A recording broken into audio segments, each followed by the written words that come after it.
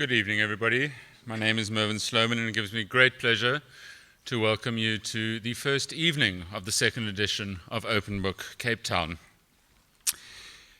Tonight, we have a very, very special event on something that we've been looking forward to for some time. This forms part of the Edinburgh World Writers' Conference, which is brought to you obviously by Open Book, but in association with the Edinburgh International Book Festival and the British Council.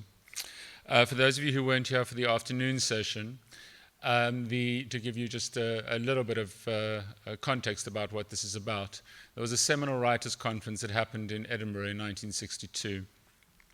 And Nick Barley and his team at Edinburgh decided to mark that occasion this year with the 50th anniversary version of that conference, which happened in Edinburgh just over a month ago, at which 50 writers from various parts of the world participated in a set of discussions looking at the same themes and topics that were discussed in the Edinburgh Conference 50 years ago in 1962.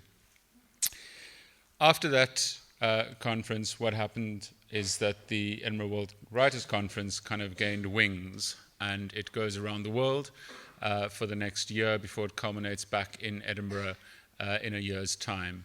The conference is stopping off at 14 different festivals such as this around the world in different countries, and we're thrilled to be a part of it, to play host to the South African version or the South African input into the World Writers' Conference.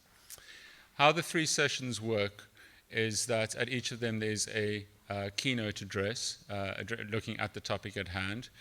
In this case, this is the odd one out because we have two keynote addresses. And after that, we open it up for questions, for discussion and debate. The idea being that as a community of writers, readers, publishers, people interested in the written word, that we are making a contribution from here in Cape Town to a worldwide discussion which is going on for this year. So I want to say a very, very big word of thanks to the British Council, to Susie Nicklin and her team in the UK, as well as to Gail Antjie, who's headed up this project in Cape Town, as well as to Nick Barley from Edinburgh, who I'm very thrilled got off the plane this morning to join us for this part of the festival and indeed for the rest of the festival. I'm going to hand over to Judith February, who is going to introduce the two speakers this evening and then chair the discussion.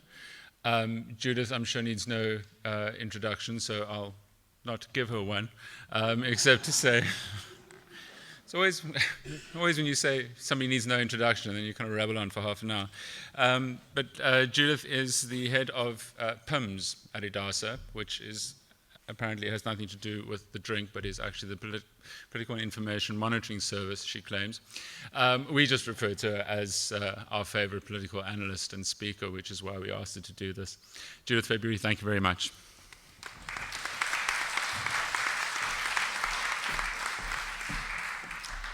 Thank you very much. Thank you, Mervyn, who runs our favorite bookstore in Cape Town.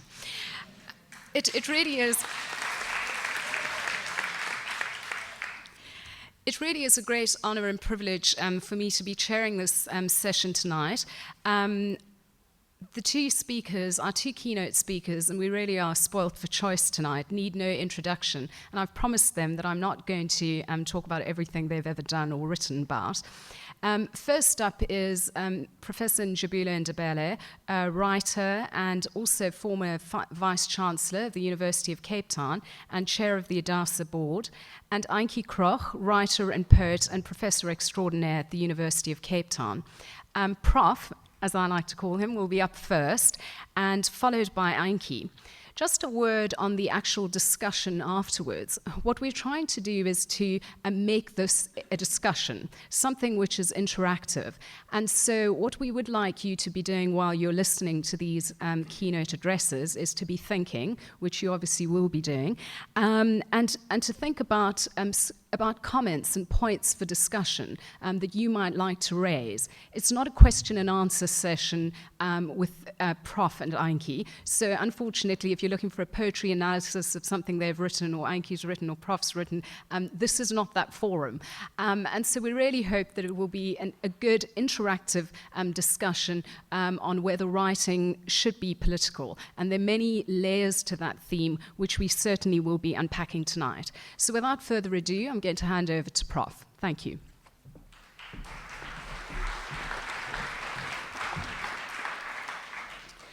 Good evening, and thank you very much, Judith, for a very short introduction.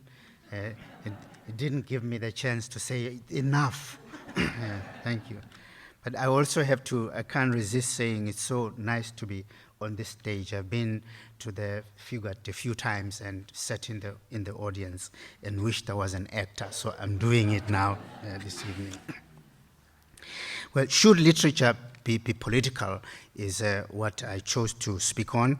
And I start off with the observation that this is a very timeless question, and that it is best approached not with a view to giving definitive, timeless answers to it, but perhaps to open our minds to why we might be asking the question yet again. So I assume that it has been asked a lot before. And in fact, in Africa, it was asked a great deal in the 60s and in the 70s during the anti-colonial struggles against the British, French, and Portuguese colonialism. In South Africa, in particular, from the time of the 1976 youth uprisings, this question was asked a great deal again. The urgency of posing it increased intensely during the state of emergency in the mid-1980s, when the apartheid regime escalated its repression. At the time, since the momentum of 1976 internal and external resistance to apartheid was also escalated, the drama of conflict was very clear. From a moral point of view, the state represented evil, oppressed black citizens, with increasing numbers of sympathetic white South Africans represented good. So no dramatic conflict could have been more clearer and more defined. It had the clarity of a soap opera, the strong, bold lines of action and little subtlety, mass protests, mass arrests and killings, mass poverty of the many, the extreme wealth of the few, the enormous power of the state in defense of a small population of whites against an enormous, powerless labor reservoir of black people. In this situation, the call for literature was to be, many of us will remember, to be one of the weapons of struggle. Writers came to be known as cultural workers. And you will recall how powerful this expression was, coming as it did from the momentum of trade union movement. And I wonder if many of them today in the trade union movement remember these times. Poetry, particularly in performance, flourished a great deal. Perhaps the evocative power of verbal resonance that speaks more through image than description collaborated perfectly with body language on the performance stage to evoke the moment of heavy immediacy. At the end of it all, it was as heroically peaceful as the violence of repression and resistance that provoked it had been colossal. The formal handing over of the instruments of state to the new government of Mandela occurred with all the pageantry of spectacle. the swearing in of a new president who made his never again speech, and the fly past of military aircraft and 4 helicopters we all remember bearing the new flag had thousands among the guests gasping and shedding a tear. A film with a good ending, but there may have been a price.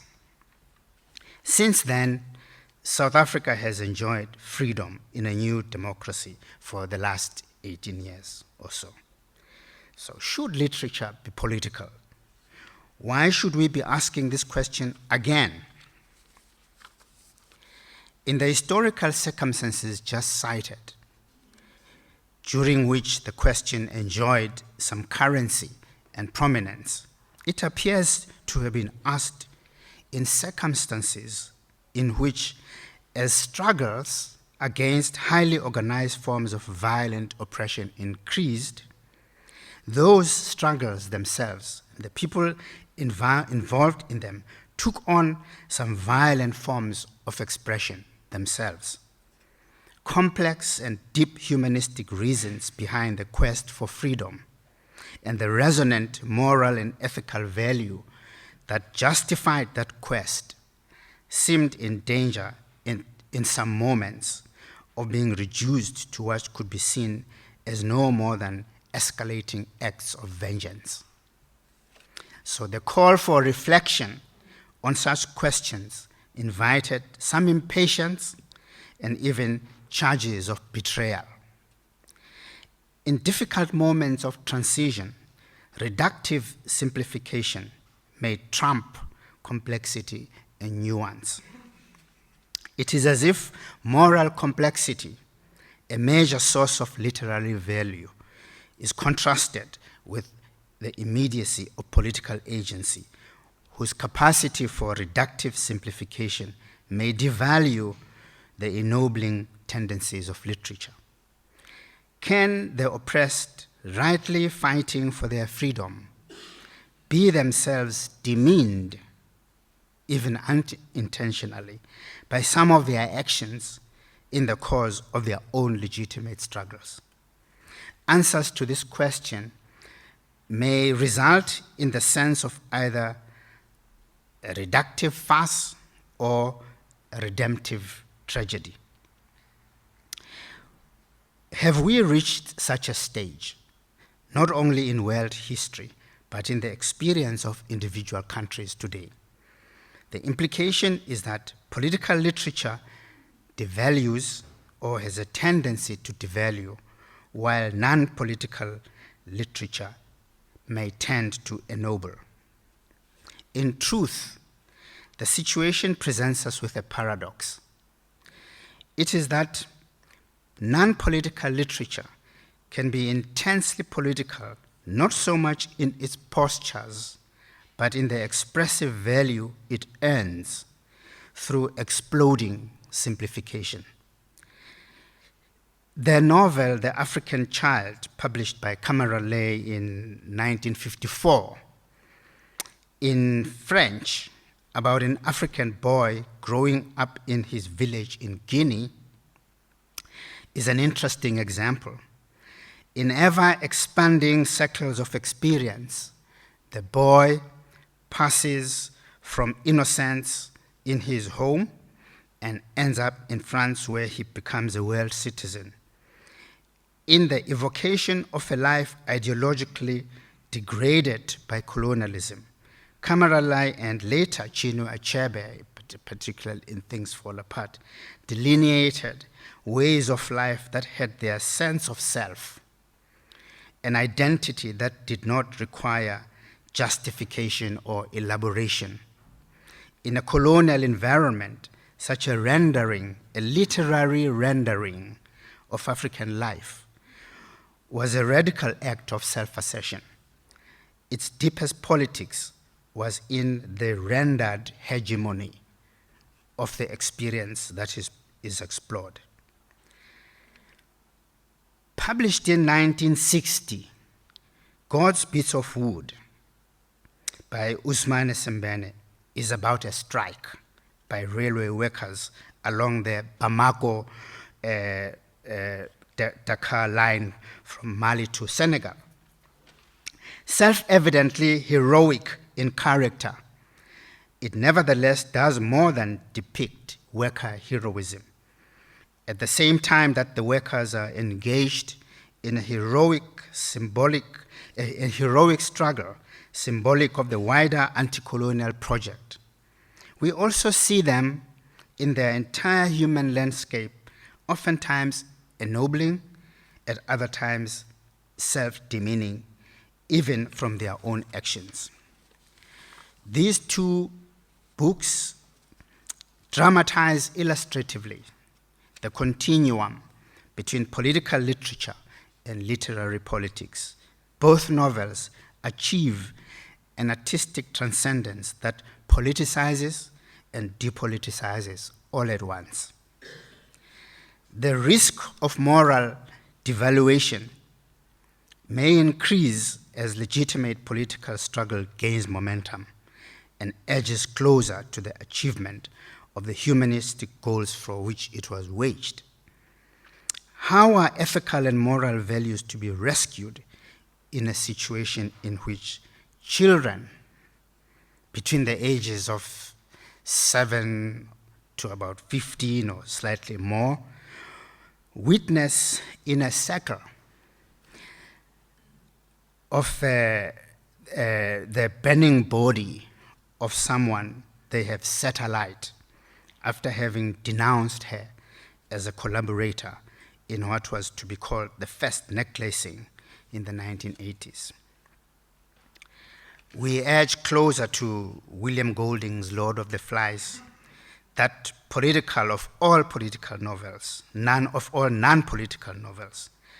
Much later, it would be established that the murdered woman was not even what she was purportedly killed for.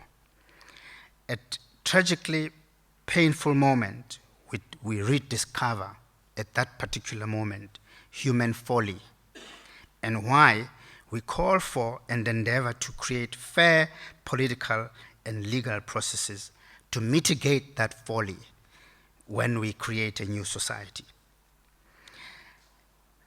There might not be a great deal of South African literature that can be called, in an overt sort of sense, political literature, in the sense of literature that dramatizes political activism.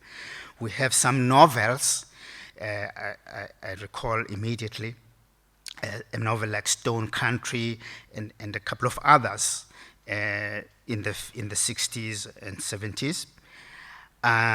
But we are more likely to see literature that politicizes through the deepening of awareness, as in Kamarale's book. Who really are the people who voted for democracy in 1994? Who are they? Who and what have they become since then? Different answers, it seems, are beginning to emerge. Many stories have been told through biography or autobiography. We've seen a lot of those coming out in the last couple of years, setting the record straight, as it were, through the facts of their lives. Others, such as Kopano Matwa's Coconut, challenge new prejudices held by some of South Africa's new citizens about other fellow citizens. So do Zuki Warner's characters in Men of the South, some of whom grapple with their own hidden sexualities. Characters in Sifiso Mzobe's Young Blood have an intriguing human face. These hijackers that we would ordinarily want to condemn and curse and make sure that they are put behind bars and the keys thrown away into the sea. Suddenly, they emerge from this novel as people with a very strange, if intriguing, sense of honor, even among the thieves. And so their lives are then subject to a code of conduct whose ethics disturbingly resembles those of normal society, quote unquote. Perhaps partly through literature, in its deeply reflective politics, the politics of texture, we live in the times of literature that politicizes as it depoliticizes, perhaps. I'm thinking of another new book. It is not a novel, but its compelling message makes a strong case for our times of novels that politicize and depoliticize. When novels do this, they unearth the life just below the surface and shock us into recognizing its robust reality, where before we could not entertain the possibility of its existence. The aim of Slow Violence by Rob Nixon, Slow Violence and Environmentalism, the aim of this book is to make us aware of a pervasive yet hidden acts of large-scale ongoing violence that is not immediately discernible, yet whose impact will be devastating down the future of our history. The violence of environmental degradation, among others, of corruption, of the depreciation of morality through weak and uncultivated leadership. Assaults of a nation's environmental resources frequently entail, Rob says, not just the physical displacement of local communities, but their imaginative displacement as well. It is such imaginative displacement that leads to public blindness. And we may see a sense of some of that blindness when we are shocked by the lack of delivery of textbooks in Limpopo. But we make a mistake if we focus only on the fact of the non-delivery. The bigger danger may not be visible immediately, but 10 years down the line or 20 years down the line, when we are faced with an illiterate population that can't read, that can't count. We don't see that now, but it will certainly appear with vengeance down the line. To counter such contemporary tendencies, then, we need writing that explodes willed invisibility so that we can see an awareness that recognizes the dangerous present and at the same time enables us to project our minds and imaginations far ahead to prevent the tragedy of long-term consequences. This kind of reflective capacity could very well be one of the fundamental values of modern society. It is the source of responsibility, compassion, tolerance, endurance, patience, and beauty. Africa, our continent, has the biggest challenge to cultivate it with an urgency that must permeate the entire political and social life of a continent increasingly impatient and desperate for renewal. And so, why do we ask this question again at this time? Should literature be political? Maybe we sense the need for a kind of reflective activism whose coherence only literature may render with some believable conviction. Maybe we yearn for renewal, and so we ask the question again, why should literature be political? Thank you.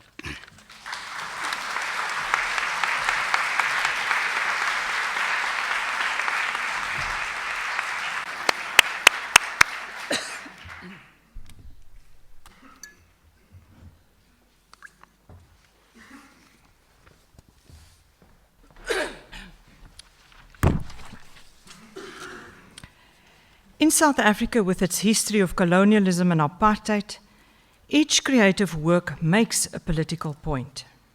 Whether focusing on injustice or universal loneliness, here in this country, one makes a political point.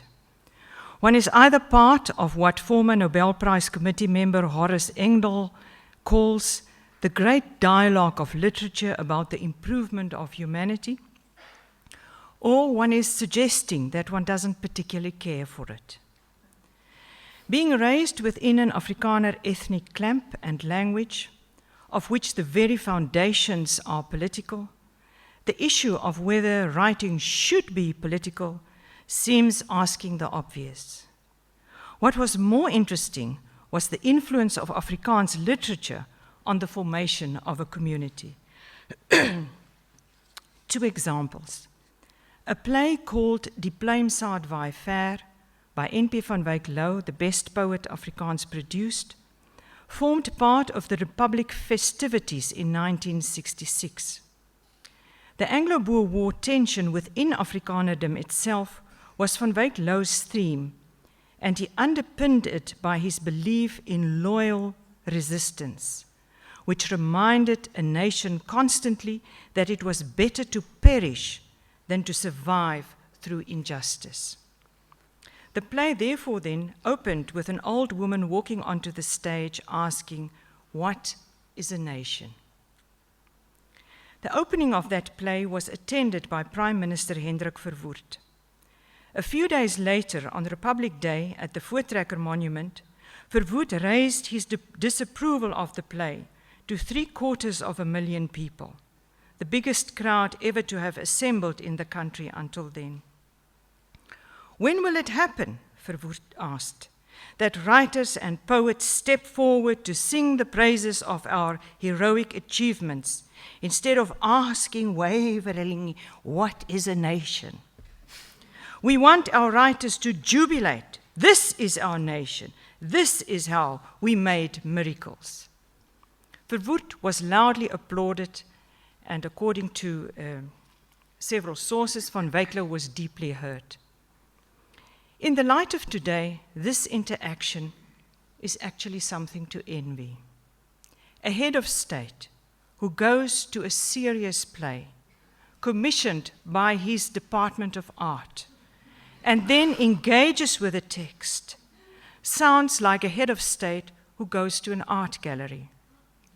One who walks through an exhibition which has little to do with genitals, but all about how his party has sold out their values, then goes out not to censor, but to engage with the essence of the exhibition. The second Afrikaans example of political literary engagement is a poetry volume by poet G.A. Watermeyer titled Republiek van 1000 jaar, sponsored by Afrikaner Bank, Volkskas, and the volume addresses teachers, police, youth, church leaders, war veterans, workers, and captains of industry, calling them to excellence in serving the Afrikaner. One of the opening poems says, "The hand that draws the voter's cross is the hand that touches the future." Another poem, in it the police are saying, "We are the bridle that tames crime. We are the hand with which children safely cross the street. We are order, we are law. We are the eye watched by the eye of God." To teachers, the poem is saying, "You are the casting forms of our youth. You are building with more than steel and stone. Our being a nation revolves around you." As a child, I often heard these poems recited at school events or by politicians. The point that I want to make is that literature was used, in contrast to censored, both to engage sharply about values and principles, as well as creating a coherent vocabulary, in this case for Afrikaners, about who you want to be, how you can be, the identity. But this is not so important than the importance that this interaction between writers and politicians proved crucial for later anti-apartheid resistance by writers and singers. The ANC in exile also interacted with art. Those who attended any of their cultural events in Amsterdam, London, or Zimbabwe would never forget how art wove all the dreams, yearnings, furies, griefs into enduring visions of an all-encompassing, beautiful, and humane future. The transformative use and political effect of art locally between poets and writers and population and rallies blossomed in the art pages of especially the Mail and Guardian and Vrye Weekblad. We dreamt that every library would adopt a writer one day to organize reading and writing circles. We dreamt that every bus stop, train station, government waiting area would have beautiful posters with the words of our poets. That every foyer guard would have books to read. That many small spaza-like bookshops would shoot up as happened in Lesotho and Zimbabwe. That translation would proliferate. That classrooms would spin with books. That newspapers would truly plumb our literature with reviews and discussions instead of treating writers like either celebrities or like picking out the sensational things that you can get about them. That we would know the words of our writers by heart. That young writers would find support to tell their breathtaking truths. We knew how in other cultures, ordinary people quoted the poems of their writers. Russian poet Anna Akhmatova heard herself being recited while standing in a bread queue. Through Pablo Neruda, Chileans made love, salads, and fought for freedom. The ANC of 1994 continued its engagement with literature. Opening the first democratic parliament, Mandela used an Ingrid Jonker poem to bring the sorrow of the past into a transcendent embrace. Yes, Mandela is a reader. He mentions the effect of Xhosa poet S.E.K. Mkai on him. He once also engaged Afrikaans writer Elsa Joubert on the relationship between white and black in one of her books, Die Staf van Mono Motapa. The new parliament teemed with art. Imbongis were everywhere. Jennifer Ferguson sang in her bench. An international art exhibition was on the walls. Trevor Manuel kicked off his budget speech with literary quotes and languages, and for the record, he was the first one to quote Ben Okri. Labour Minister Shepherd Mdladlana performed the legendary poem by J.J.R. Jolobe, Ukwenzi wa Kumkonzi, The Making of a Servant, while being loudly applauded by fellow MPs across party lines. Geraldine Fraser Moloketi used poetry, and of course, so did the early Thabo Mbeki. He not only quoted from Mkai, Shakespeare, and Yeats, but could do a traditional praise poem off the cuff, or deliver his I'm an African speech with such poetic rhythm and imagery that it deservedly became the most remembered, quoted, and praised speech of this country. Remember also the debate within the ANC about John Coetzee's disgrace. Engaging, not censoring. A political party who understood the value of literature. However, this engagement was never properly supported by policy and deed. Since 1994, the Department of Arts and Culture is the harmlessness-inducing trash can of the ANC.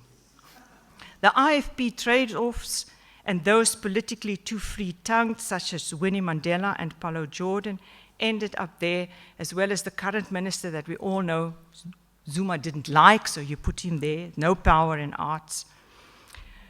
We produce dancers, singers, and musicians of international quality. Our writers are translated, read, and engaged across the world. Our visual artists count among the best. Nothing for which our art department can take credit.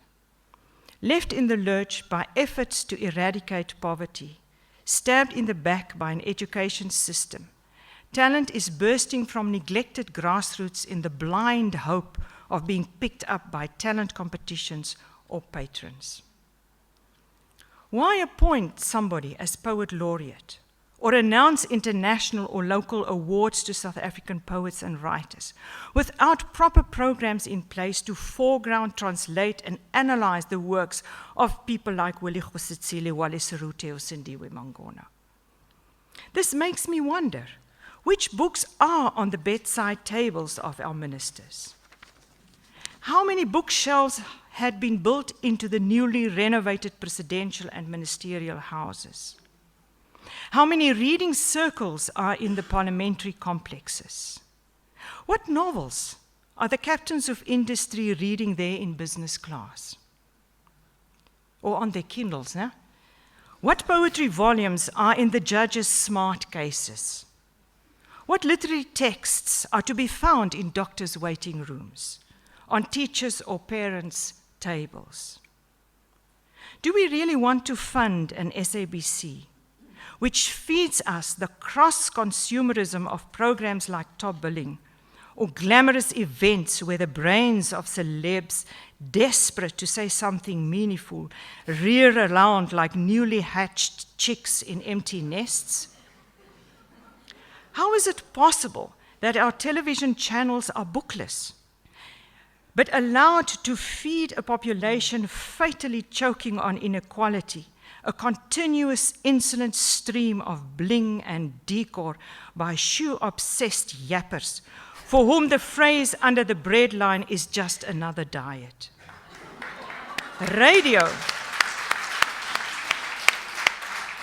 Radio, thank God, still has excellent English and Afrikaans book programs, and I'm wondering whether they have programs in Xhosa or Zulu or Sesotho.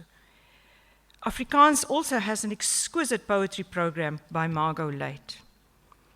Why should then a country read its writers? The short answer is so that one's president does not need to ask on a funeral with Archbishop Tutu, why do we rape babies and kill each other? He would have read Nkosinati Sitole's Hunger Eats a Man in Zulu and knew why. He would have read what we write from our wounds and our anguished hopes, and he would never see us as election fodder. Because a government, to quote Marx, hears only its own voice. It knows it hears only its own voice. Yet it likes to harbor the illusion that it is hearing the voice of the people. And it demands that the people too should harbor this illusion. That is why a cabinet should read literature. Neither the state which they control, nor the good plans to turn this country around would help in the absence of a visionary vocabulary produced best by writers and poets to create an inspired and focused social cohesion. The longer answer is that literature inflicts the anguish of reality in a way the theoretical discussions of the same issues cannot achieve, making possible a kind of understanding not accessible by other means. Being in the world and governing requires an intricate weave of perception and response of reacting and embracing. Reading literature's continuous presencing of the world, to quote Heidegger, creates reflexivity and nuanced knowing. So let me conclude with the poets. Shelley said, "Poets are the unacknowledged legislatures of the world." Matthew Arnold said, "Knowledge of literature is beneficial to critical thinking and moral health, and should be an undertaking as serious and valuable as money-making or scientific advancement." I'm sick in the stomach if I think he has already said that then, and still we think it's more important to make money and science, then. Anyway, Dylan Thomas, a good poem helps to change the shape and significance of the universe. A good poem helps to extend everyone's knowledge of himself and the world around him. Walt Whitman, probably the harshest, When a country ignores its poets, things are grotesque, eccentric, fail of their full returns, because the poet is the arbiter of the diverse. He is the key. He is the equalizer of his age and land.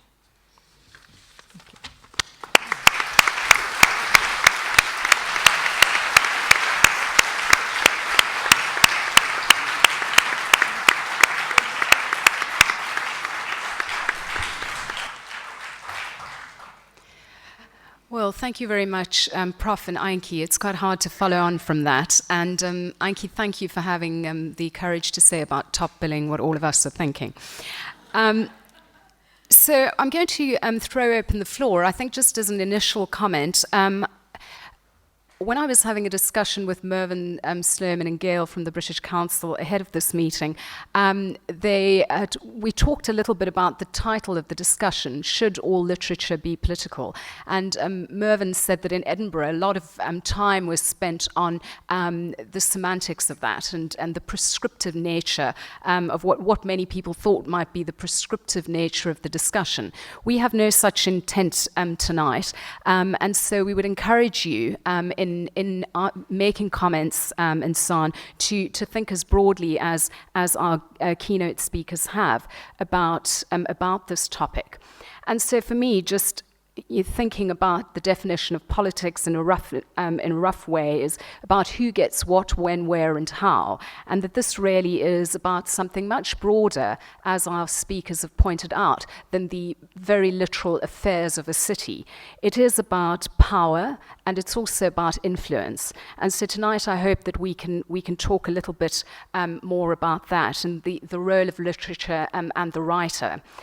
But to Prof. and Antjie, just to kick off perhaps, is literature therefore, given what you've both said, the new politics? And can literature therefore, in a world of economic inequality and global want, and places which are so dark that many leaders seem afraid to even go there, is literature the means to opening the doors that politics no longer can?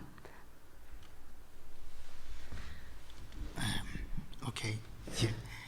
That floored me because you said you are going to have comments. Now you're asking. I'm just waiting for the audience to warm up. Right, So. all right. I think it's a wonderful question. The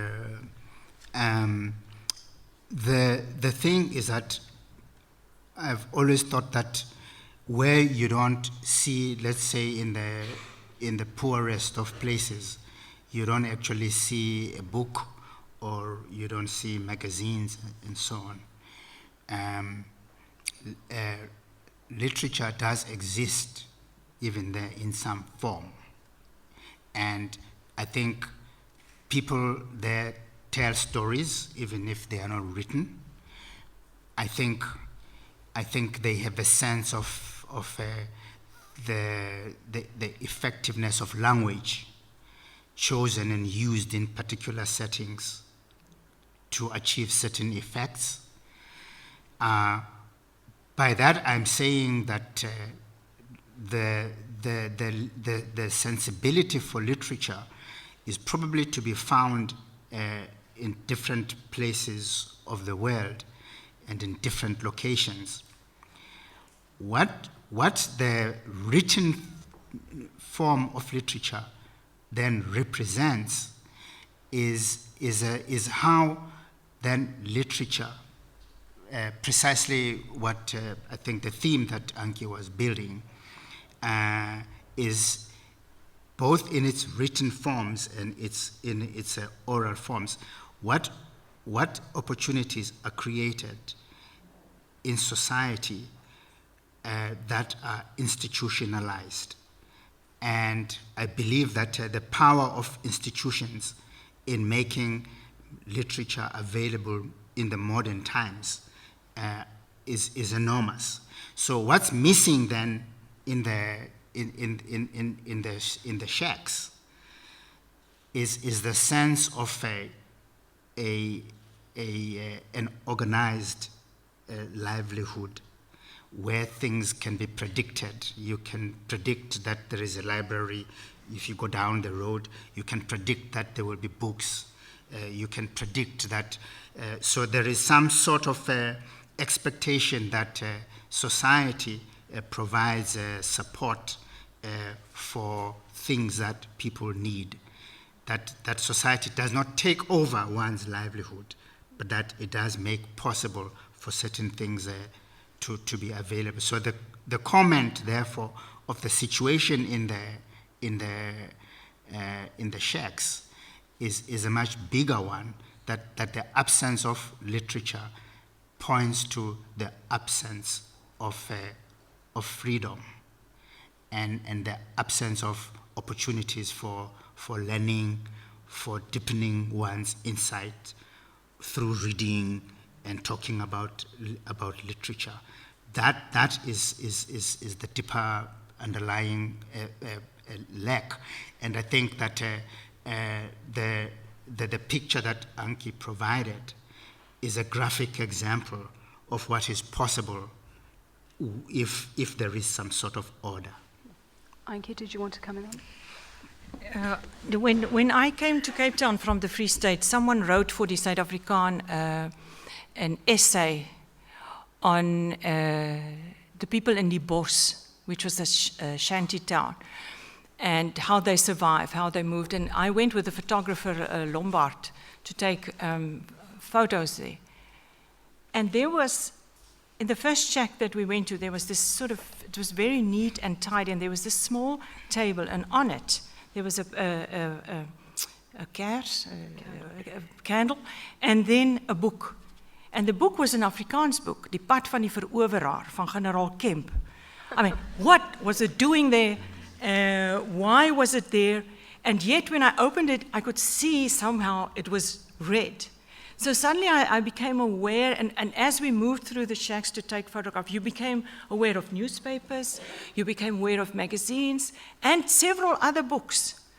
And you had the idea that the people who were moving from the rural areas or moving from places into the shack areas had some connection with reading, with some kind of literature. It feels to me that has been broken in many of the schools, in most of the schools in actual fact, where reading is no longer presented as anything special or that you can be transported. Someone said that it's only a book that can take you from here to there, and you are a different person when you arrive there. But because people no longer read books, but short extracts, etc., and read, they don't experience this inner shift that can happen. So it's a crime that is linked to poverty and to the failure of the education system, etc. But it's also because of our society's values of what we think is smart. Who knows of a smart kid of 7, 9 distinctions who goes to study languages? No one. You just say, go medical, go money, go, don't go languages, because you die of poverty, you know. Thank you. So I'm going to open the floor now to the discussion. We'll probably take it in sort of rounds of 3. If you could just identify yourself, please, and if you have an affiliation to an institution, please say so. Thank you. There is a roving mic.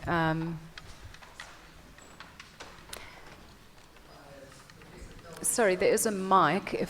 Do you have it? Is it coming? It's coming.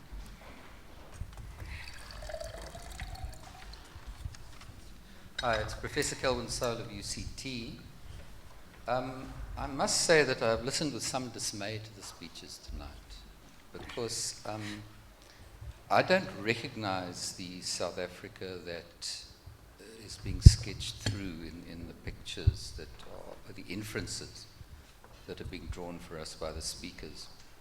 And I think there are 2 points I'd make. There are a number of others I could have made, but the first is the notion that literature necessarily ennobles and makes subjects more nuanced, I thought it died out with the Nazi Party in the Second World War. Because you get a situation where people who are prepared to take part in massacre, mass murder, see themselves as cultured, listen to Mozart, read Goethe, and so on and so forth. So I think it's a very tricky area, first of all, to believe that literature necessarily causes people to become better people. The second issue that I want to raise is really a sense, my sense is more that not that South Africa's failed its writers, but that its writers have failed South Africa. And this is because I'm starting to think that the reductive simplification, if it occurred in our literature, occurred after 1994, not before. And I think the simplification was simply boosted by the sense of hope we all had that something new and better would emerge. And what writers have not done, and what they are not doing, is telling us why and how we have got from 1994, with the sense of hope we had then, to the moral and political crisis in which we sit today. And I would believe that it's possible to do this through a political literature that doesn't necessarily dramatize, but can in fact reflect and make people reflect on their own actions and their own lack of actions. Thank you very much. I have to answer that. Antjie has to answer that. And it's not a Q&A with the writers. I just want to say, you must remember, before the Nazis did what they did, they burnt books. Writers left the country. It's precisely the moment when a government starts to treat the best writers with disdain and ban them that you know you're on a downward spiral. Does anybody want to come in on that? I mean, that was quite a challenge, I think, on the question of whether literature in fact does ennoble, and also what Kelvin Solos referred to as the failure of writers to actually do what Prof was saying, talking about that kind of reflective activism. So if people want to jump in on that theme, that would be welcome.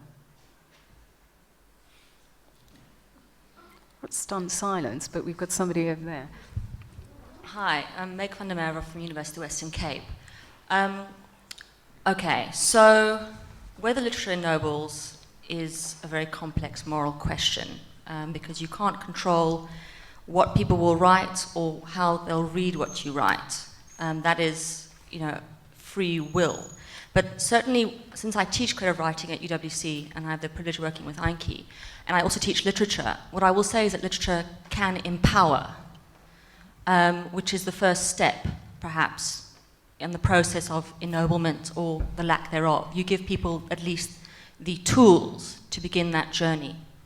How they choose to therefore then develop themselves is their choice, but at least you're opening the doors. So that's the first thing.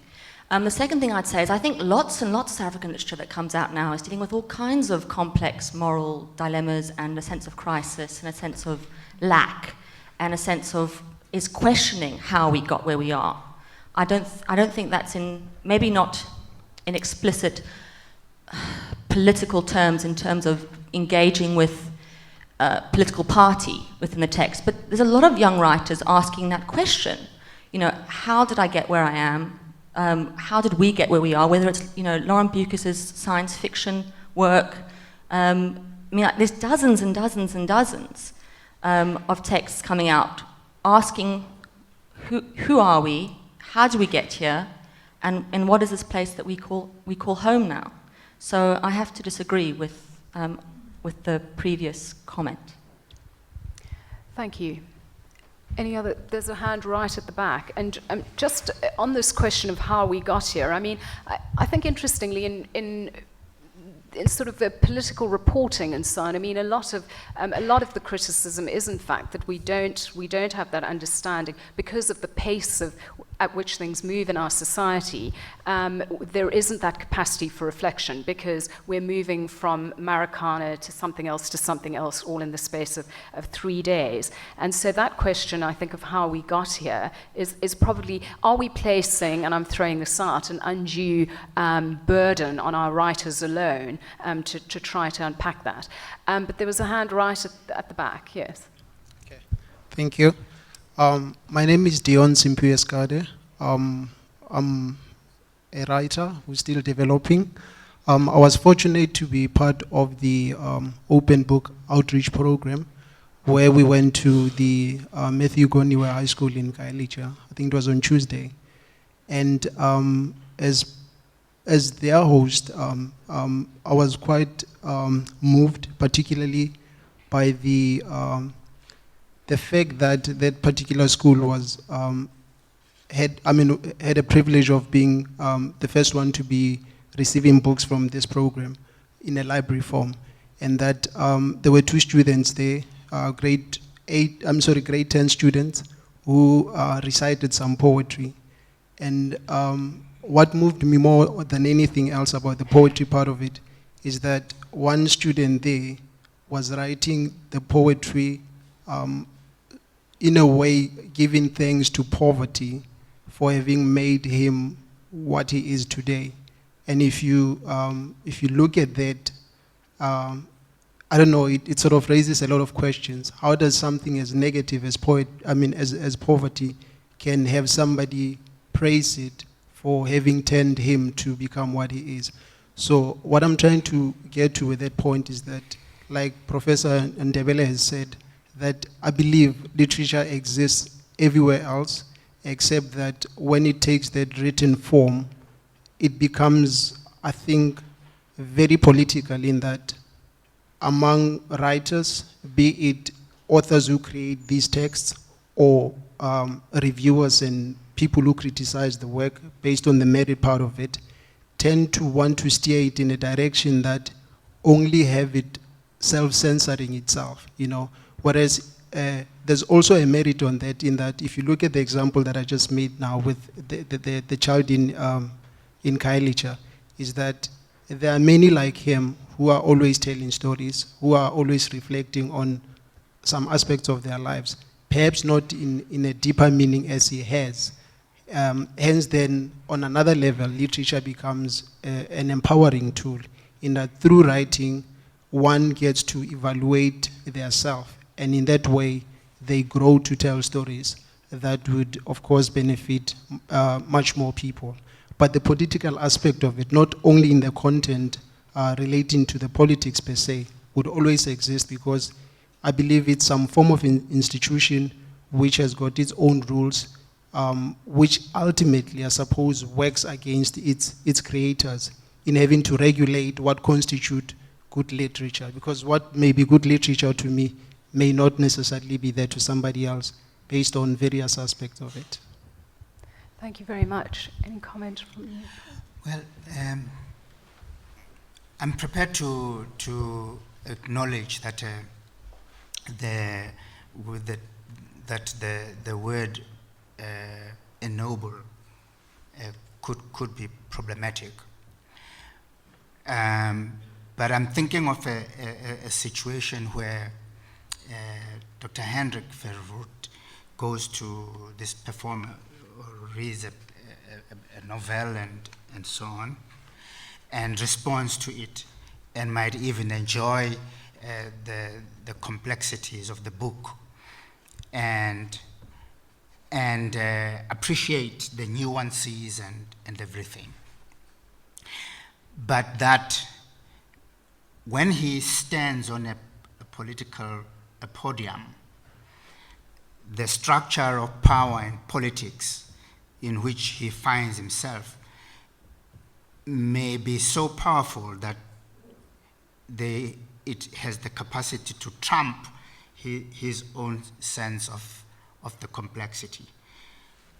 In other words, the more he speaks in opposition or in a willed ignorance of the complexity that he knows, he is, in a sense, he might even be aware, if he has that awareness, of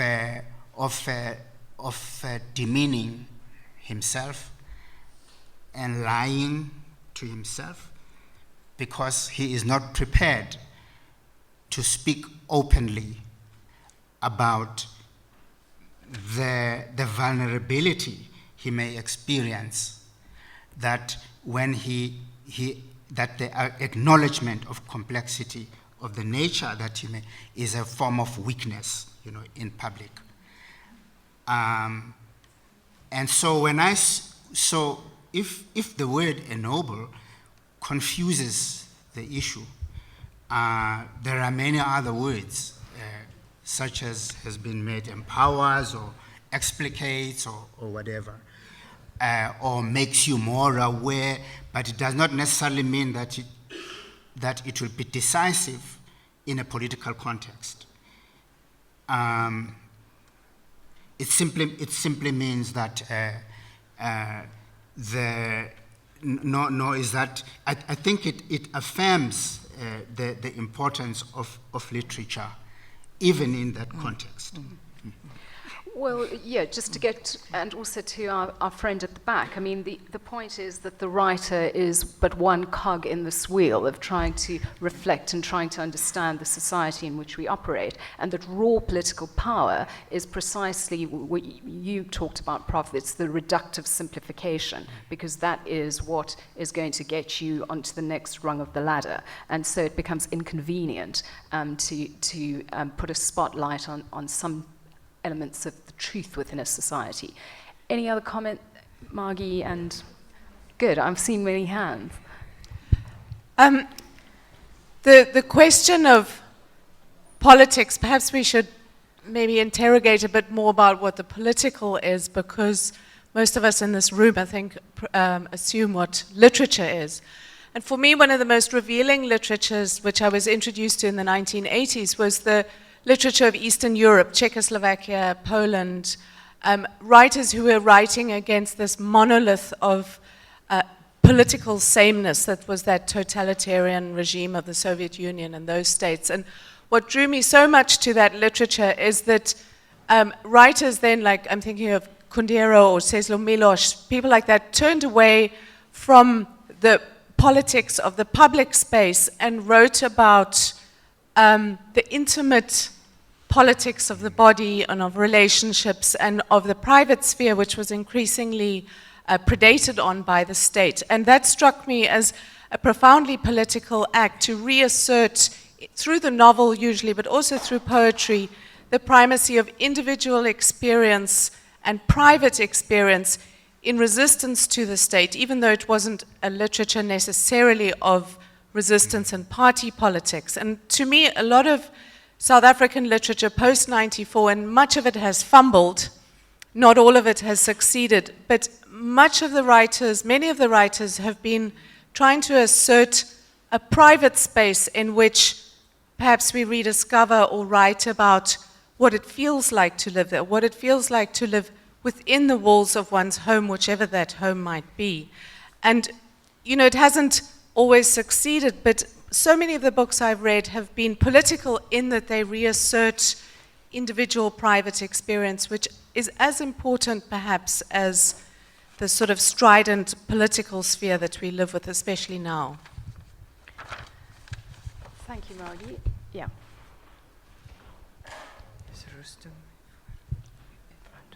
My name is Karen Jennings. I'm an emerging writer. And if I may, I'd like to return to what Kelvin was saying earlier about the writers failing South Africa. And I would like to say that my own experiences with recently getting my first novel published, I don't know so much that what I'd like to suggest is possibly that it is the publishing industry in South Africa that is also failing, because they are not, there are certain criteria that they have, what they would like to publish, what their readership wants, so much so that I was rejected by almost every publishing house in South Africa, and had to go to the UK to get published because my novel was seen as too political and not something that South Africans would care to read. Thank you. Russ? That's a good point. I don't want to get... Oh, my Sorry, name can is, you identify yourself, just so, yeah. Is it okay if I stand? My name is Rustam Kuzain. Now I've been thrown off the... Because I asked your name. shining path.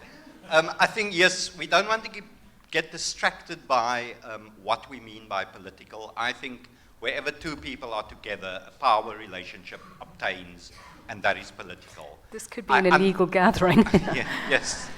I think also no matter how we're trying to get away from that, should literature be political, it's up there in, you know, 1/2 foot large, long letters, and we can't get away from that.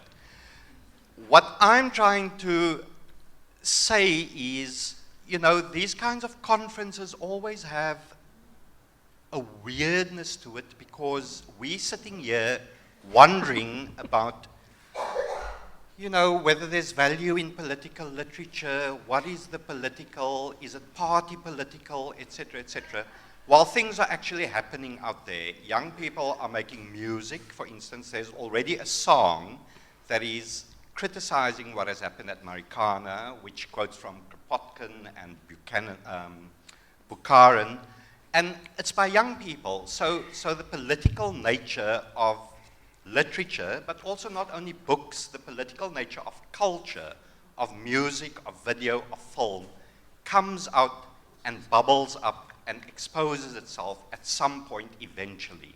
Okay, and I think we certainly, I think this question is a very significant and very pertinent question to South Africans at the moment. And I think in the foreseeable future, it's going to become more and more pertinent. But I don't think we should worry as writers about whether literature or culture should be political or shouldn't be. I certainly agree with Calvin and with Karen that there are all sorts of failures going on with the kind of literature that is being published, that the kind of literature we see in South Africa are mainly, you know, novels that are kind of where we tell our own stories as part of a nation-building project. But the nation is fucked. I mean, the nation, you know, what is the South African nation? And if we are all going to write nation-building projects, you know, in terms of what, for instance, the ANC sets down or understands as the nation, etc., we are going to get more fucked. So, you know, for me, the important thing is that novels like Karen's, for instance, do get published eventually, although I may agree, you know, yeah. I think I'll just stop there. Thanks. I mean, just, you know, Margie has challenged us, I think, to ask, I deliberately didn't ask the primary question, because then I think we wouldn't have got to this point about what is politics. But, I mean, just on Prof's lecture, I think part of what he was talking about, the self-assertion, is precisely that insertion of the private and understanding of the private in the context of the political and the country. But I'm going to take another round and perhaps draw in Prof and Antjie. But Rustam, I mean, the point is it the role of art and literature to be a nation-building anything? I would presume we all agreed that that is no, and the answer to that is no, or we wouldn't have had that debate about the spear. But I'm going to open it up to another round of Michael Arnst, and then an enthusiastic hand at the back. Yeah.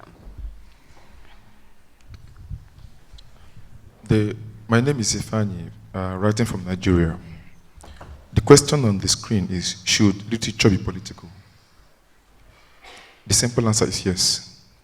First, literature is a means of expression by one person. Talking, writing, singing, performing his situation, his experience, and perhaps also as a reaction to that experience. And because human experience is not separated, it's interlinked. That a man is poor today in South Africa, in Nigeria, in Congo, is most likely going to be because he has very poor leaders, leaders who can't lead very well, not because he chose to be poor, not because he did not have resources to live beyond his level, okay? And if this man is going to express his situation, it will be difficult to convince this person that the cause of his poverty is in heaven or hell and not with the man in the government house. So from the beginning, he is going to approach his situation from a political angle. Like the last speaker said, I have heard songs, even in my home country, that openly criticize the government. We can't run away from this. And then I also want us to know that, like Professor Krog said, the government likes listening to itself all the time. And if we can make it known that literature should be political, perhaps there will be other voices for them to listen to. Because we need them to listen to other voices. Thank you. Thank you. Yeah, there's Michael in the middle. Hi, my name's Michael Ernst, and I have to say, as you can probably tell, I'm American, but in 8th grade, I read a young South African novel called Waiting for the Rain, and I still remember everything about the book, and I keep going back to why do I remember this particular book. And I grew up in a small, almost entirely white town. And for me, it was the first time that I had read about these experiences and interactions between somebody that was completely different than the protagonist, and having to reconcile that. And I think that going through life, I still go back to that, and as I've moved around the US and moved here to South Africa, these questions that I started asking myself in 8th grade are still here. So I think that actually, you know, literature is very important in that sense of making us ask ourselves questions. But at the same time, I did think of George Steiner's writings about the Holocaust and what it meant for German literature. And I think one of the things that connects the two is that this was, this was a book that was on my 8th grade syllabus. And it's what we choose to teach our students to read and how we present it. Is it a choice? Do they get to choose what they want to read, or do we create a list of books that they should read, that they should know? And I think when you look at pre-World War II Germany, they did look to their greats as this prescribed reading list that you should know. You should know Schiller's Die Glocke by heart. But why? Why should every student in Germany know Faust? And so the question, I think, where literature becomes political is that, does literature make a young person want to speak for themselves? To think for themselves? And so it is a great question. What do we choose to read? And it goes back to this question of nation building. What do schools put on curriculum materials? Which short stories and poetries do they want to share? And so I think, to go back to the first comment, that if anything, it actually becomes more important now to think about how we teach literature in schools. Are we teaching it simply so that children get, to read all of the classics that they read, Shakespeare, etc., or is it to teach them that there are millions of voices out there, and that what reading these books should do, rather than just give you certain stories about South Africa now and South Africa in the past, is, does this empower you to tell your own stories? Thank you, Michael. And yeah. I'm Colleen Higgs, mostly a publisher, also a writer, but anyway. But what I want to just say about publishing is that I think that it's an interesting business, because it is a business, and I think that often writers and critics forget that. And but it's different to another kind of business, making jerseys or glasses or whatever, because it is also about culture and imagination and stories. And so, it's quite tricky being a publisher and deciding what you are going to publish, especially when, you aren't sure that there's going to be anyone who's going to buy those books, that it might just be a waste of energy and time and resources. So, I'm sort of speaking to Calvin a bit indirectly here, but, I don't think publishers are just sort of baddies. I think they're trying to, or, people who've got some sort of agenda to put for, publish sort of crap or whatever, even though, as we all know, the 50 Shades of Grey seems to be selling in some extraordinary way, but it's a huge risk to publish something. And I mean, I publish the so-called unpublishable. I mean, I publish poetry and other things too, but it's very difficult to sell poetry. So, I mean, I'm just raising that as a question. Thank you. I mean, I think actually publishing, especially independent publishing, is political just in its very... So you're both trying to do a business, but you also being political every day. And maybe, bigger publishers too. Anyway. I mean, Kelvin, I don't know if you want to, in the spirit of the dialogue, if you want to respond to that. It was Rustam, I think. Oh.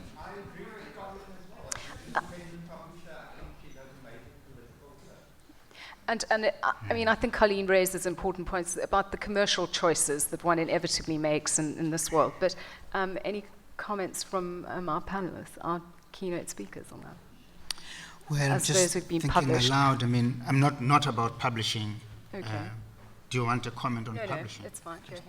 Well, I was just thinking about, I posed the question, who are the people who voted in 1994 and then they got a new government and so on.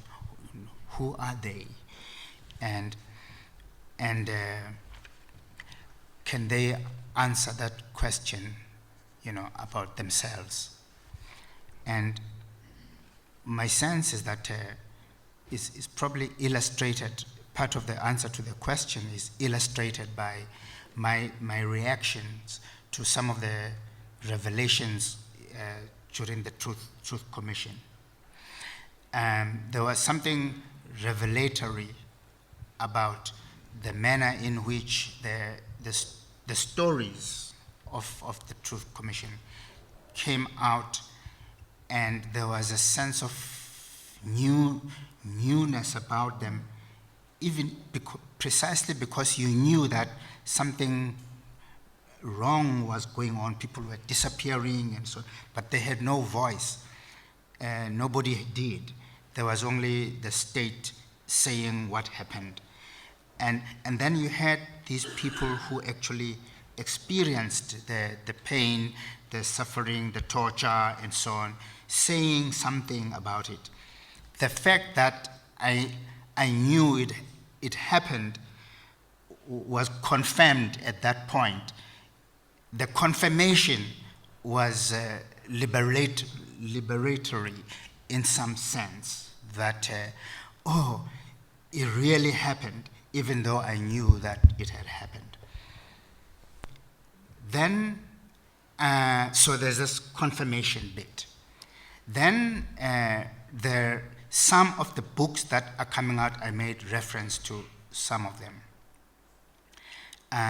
When I read the Coconut, I remember, there was a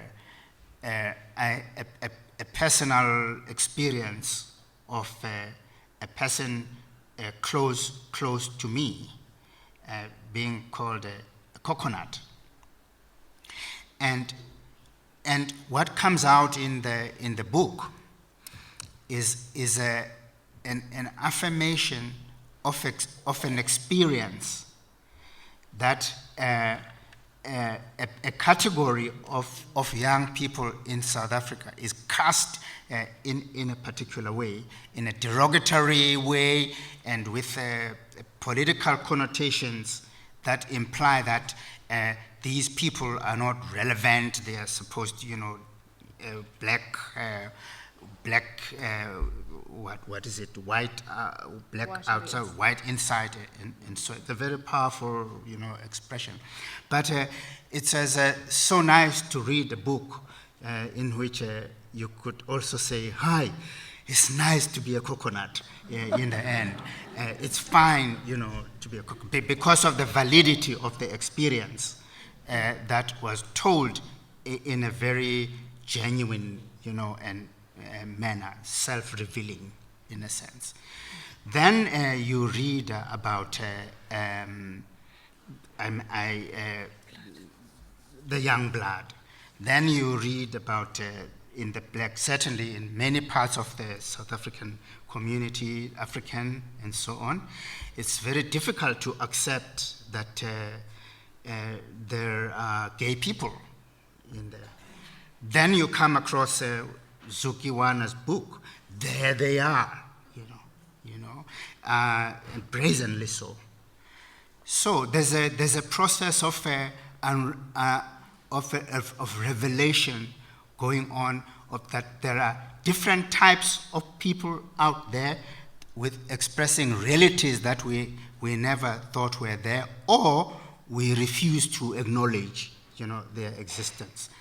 So I ask the question again: who are the people who were liberated in 1994? We still don't have the full answer, but they are bubbling up all the time.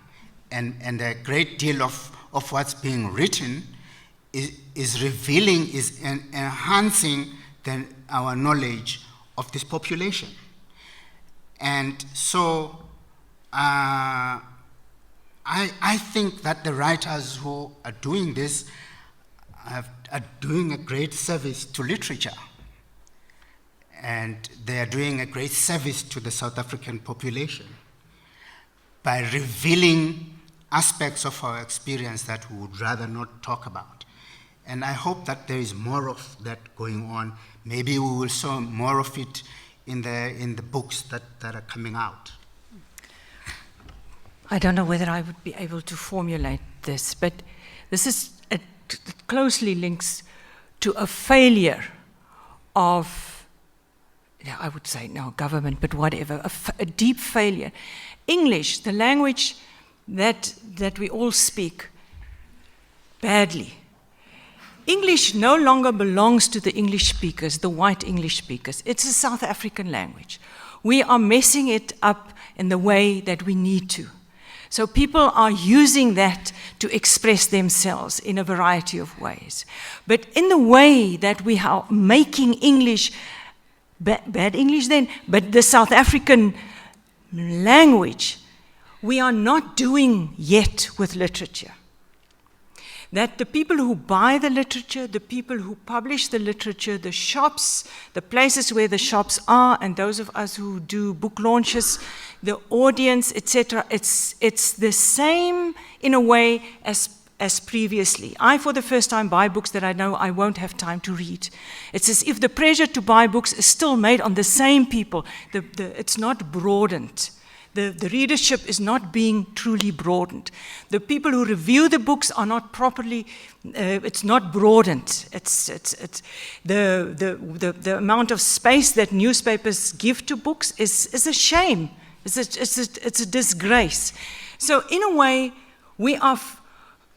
stories come out. I completely agree with Njabulo. The kinds of spaces that are being verbalized now has never before been verbalized. You are taken to places that you don't know, that you couldn't have even imagined. But because we are used to get literature in a specific way, with a specific structures, in specific kinds of languages, we find it hard to acknowledge the power of those literatures. The book that I've mentioned of Nkosinathi Sithole, When Hunger Kills a Man, he wrote it in Zulu first and then translated it. It's a book about the dehumanization of poverty, but in a way that you cannot imagine. But it will never, because the translation in English, the structure is problematic, but what that book says has never been said before in this country. And so this failure in a way of, I don't know who, of all of us, to mold the literature in the way that we are molding English, I think is what upsets most of us. Yes. Well, I think we mustn't lose a very important point, because just to add, this is, I mean, the point that Antjie and Prof's making, it's about power and the power relations in our society, whose voices get to be heard and why. And often the politicians and politics with a small p wants to hide those voices for convenient reasons. So I don't think we mustn't lose that point. But yeah. I feel the need to defend publishers because I think they're in a very difficult, tricky position where there are some beautiful, beautiful locally written books, and we forget that they will buy and they will sell commercial books so they can fund the books that they are taking chances on, and local publishers actually have their passion in a lot of local literature, and they will use, the commercial stuff to actually push the local stuff. And people need to be aware of that. So publishers aren't the baddies. I just had to say that. And there shouldn't be VAT on books. There also, this whole issue it's a big issue. Yeah. Hi, my name's Megan. I have quite it's a fairly controversial question. Good. It's not actually a position that I necessarily support because I work in literature and I'm here at a literary festival. But it's just speaking to something that Rustam mentioned, and that is that the interrogation of the political sphere is happening across forms of cultural production. It's happening in music videos, it's happening in kinds of cultural production. I mean, you talked about Youngblood, in spinning cars, in the way that people dress. And I just want us to think a little bit about this privileging of the literary domain. And there seems to be a lament that we live in a hyper-technologized, sped-up society where slow processes of reading are neglected. But I do wonder if, and I'm drawing somewhat on David Shields, whom I also don't necessarily agree with, but if those kinds of forms of the novel or the poem continue to have that kind of resonance or the immediacy that younger people in particular are looking for in order to articulate their social positions and their political positions. So I'm wondering if we should actually be asking a question about, well, do we need books? Just a very stupid. My name is Wandile. I would like to agree with the latter speaker that perhaps there may be other external factors that perhaps take away the urge to read a novel. And I also think that we also need to, to basically think or rather acknowledge the fact that we are living in a, the world in which we live today, it's so different than, for example, the 20th century or the 19th century for that matter. And that, the tools through which materials such as books are basically available are different today. Like, for example, if you have this mentality that when you speak of a book, you speak of something that you can page. In this century, a book has become something that you can download. And therefore, our way of thinking, our understanding of what it means to hold a book, it also needs to move with times, I think. Having said that, I also wish to remind us that there was a time in this country where if you would be found with a specific book, you would be arrested. And my question is, at that time, the apartheid government understood very well the power of a book, the power of a written word. And I think that, post-1994, we seem to have forgotten, we seem to have lost, the touch with that power. And there was a speaker who actually made reference to the Nazi regime. And, that statement to me was problematic because written word will always have power embedded in it. And as soon as we forget, the power of that written word, I think that we would then be moving or rather venturing into a space of amnesia. And, I'm saying this because myself, there was a time when books were being smuggled into this country in the 80s. And I think of one book, for example, which was basically written by Mark Matabane. It's entitled Kefa Boy. If you were found with that book, you would basically go to jail.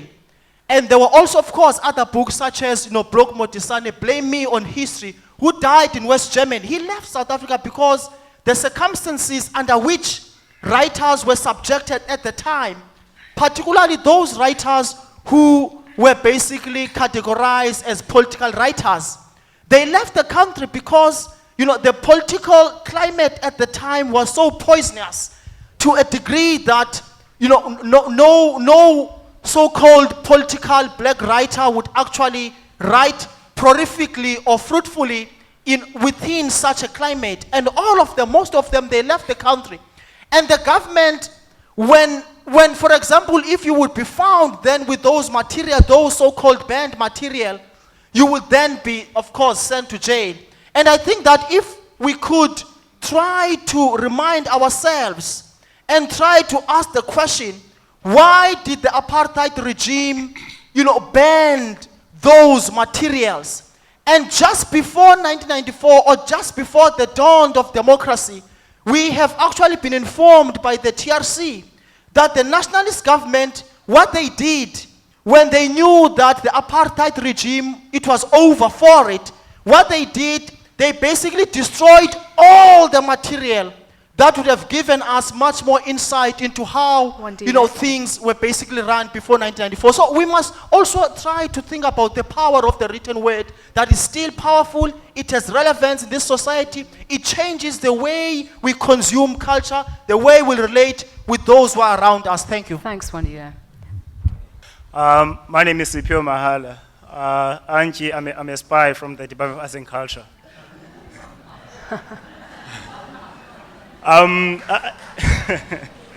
I think that the question of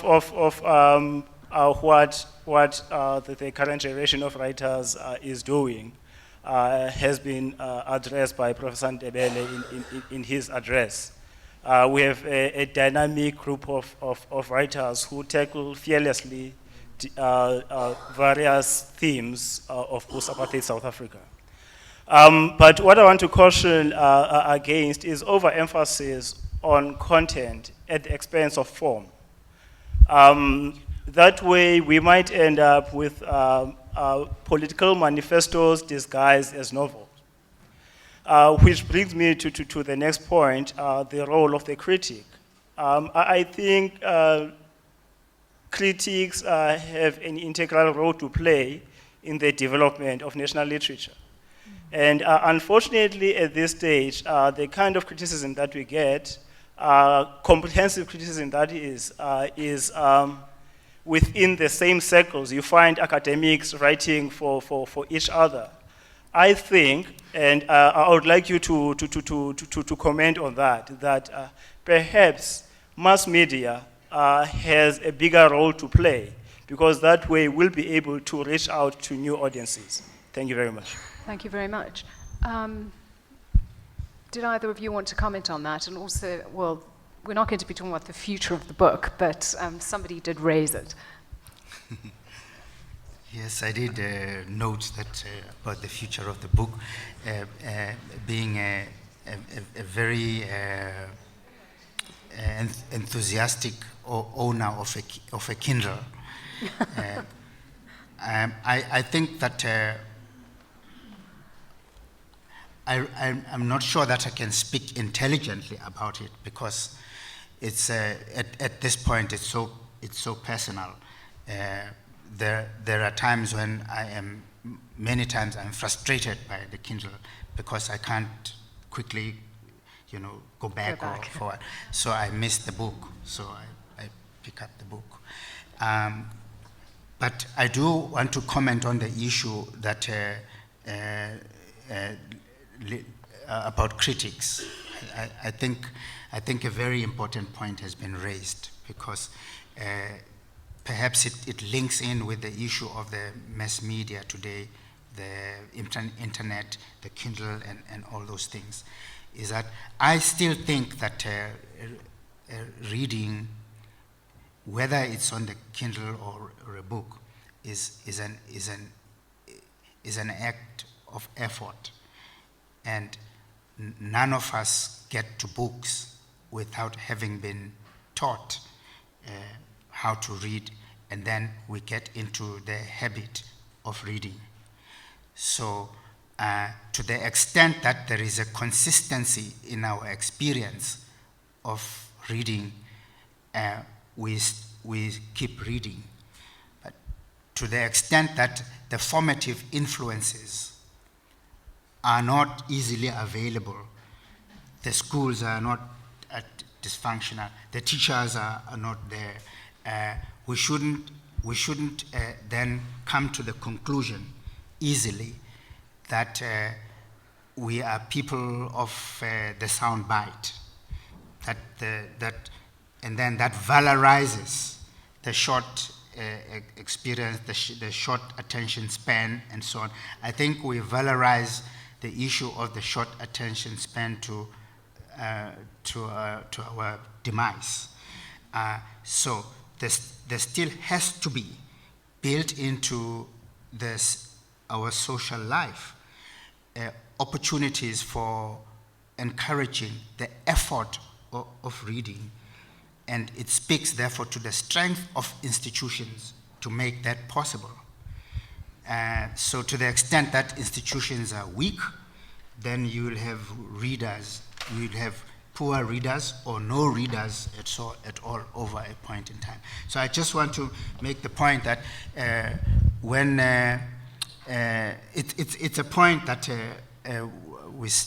I admire people like T.S. Eliot, who says who are unforgiving about what they write, and that if you say you have to struggle to get to my meaning, I think it's a certain kind of challenge, that there's a continuum of difficulty and ease, and that there is a danger of overemphasizing or valorizing the easy part, and hence therefore the point about the moment for activist reflection, particularly at this point, is absolutely a vital value.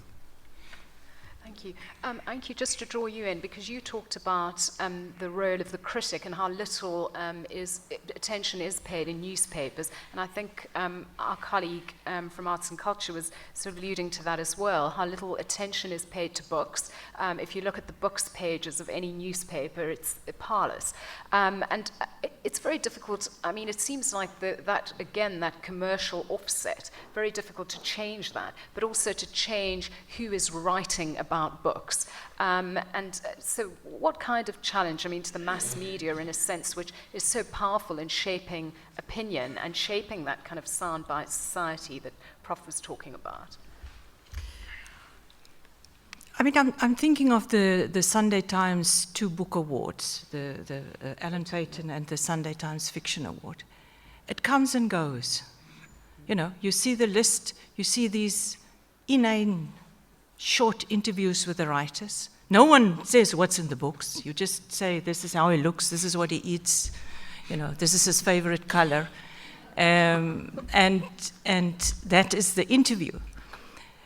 The judgment, there's some important people reading these books. They read 20 to 30 to 40 books. They must have some clue of what, this year, what are South Africans saying?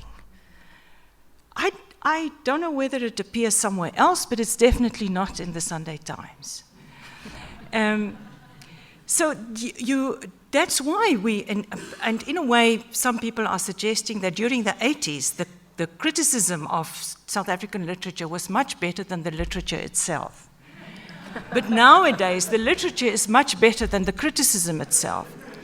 It is as if people have given up to have a view, to say, you know what is new in South African literature? It's here.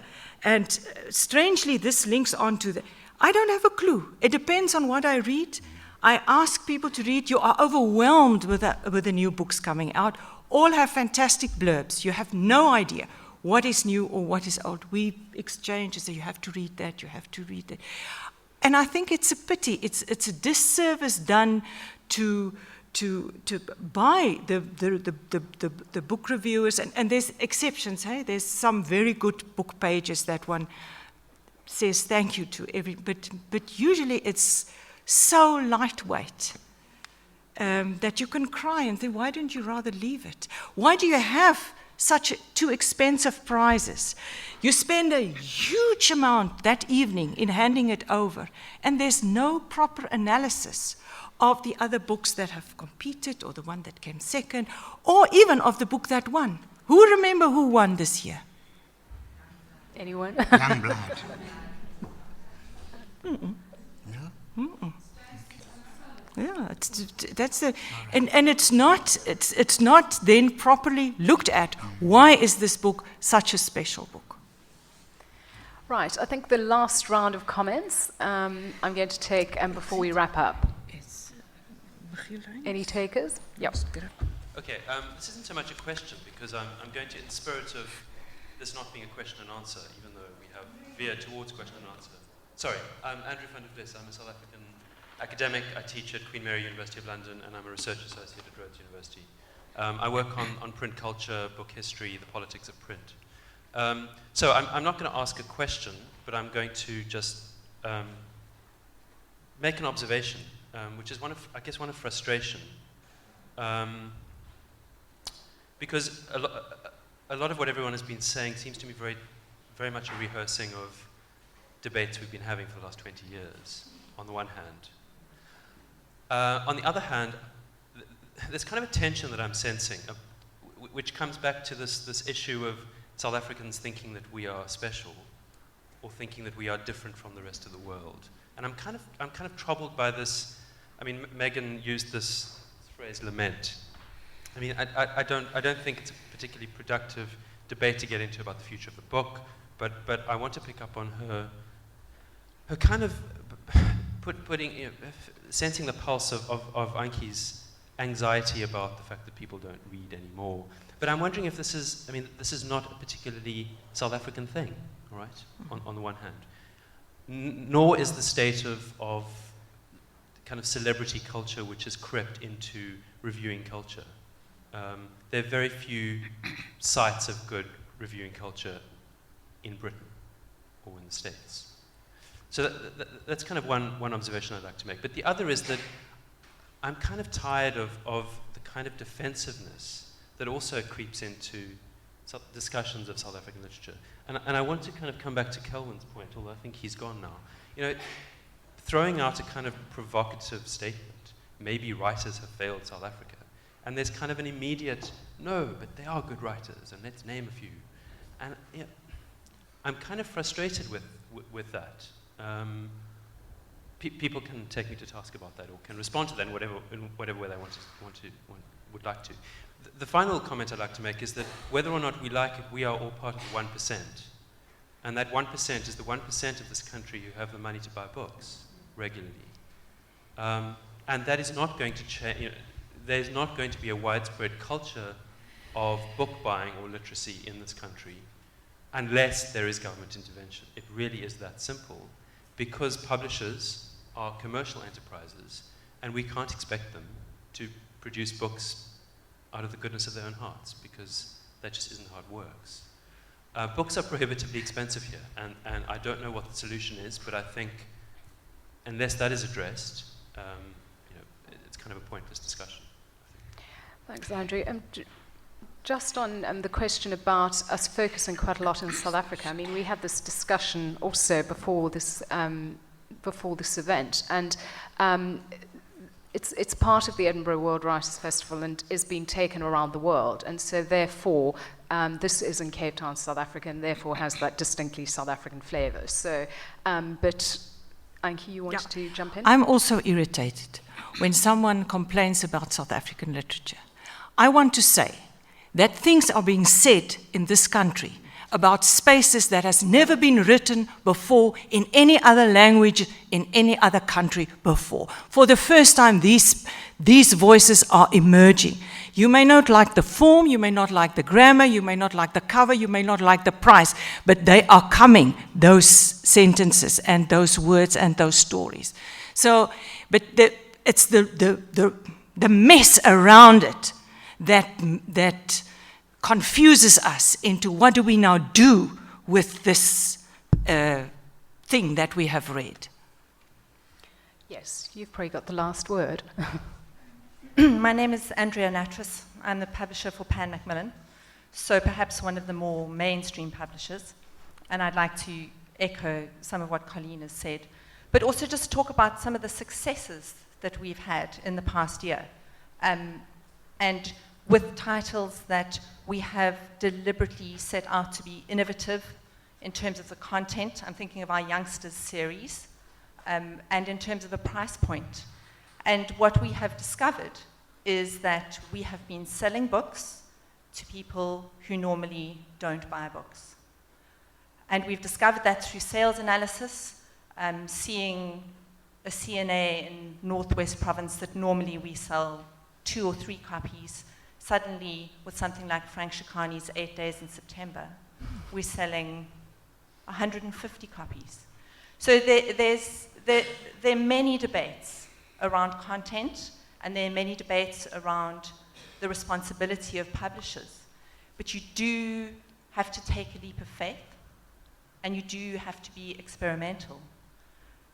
But you can only do that if you are also publishing your books that you know will help you meet that budget. But I do believe it's a responsibility of publishers. And it's also a responsibility of publishers to encourage that reading at the grassroots level. Because whatever form of book you publish, whether it's electronic, whether it's hard copy, you have to have readers. And that is something that we are sorely lacking in this country. Well, thank you very much. I think on that note, Andrew, you've allowed us to end on a positive note, which is good. I mercifully don't have the task of having to summarize this discussion, but I'm told that there will be a podcast and there's a rapporteur floating around for anyone who wants to revisit it. But I think just to finally say thank you very much to Prof and Antjie for their thought-provoking talks this evening. Just to end, Antjie talked about what the cabinet reads, what the president reads.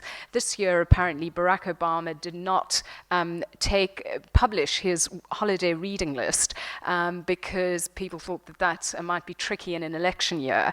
And how interesting that during his last holiday at Martha's Vineyard, there was a massive discussion about why on earth he was reading Jonathan Franzen's Freedom and whether he really thought that America was in decline and that the American dream was dead.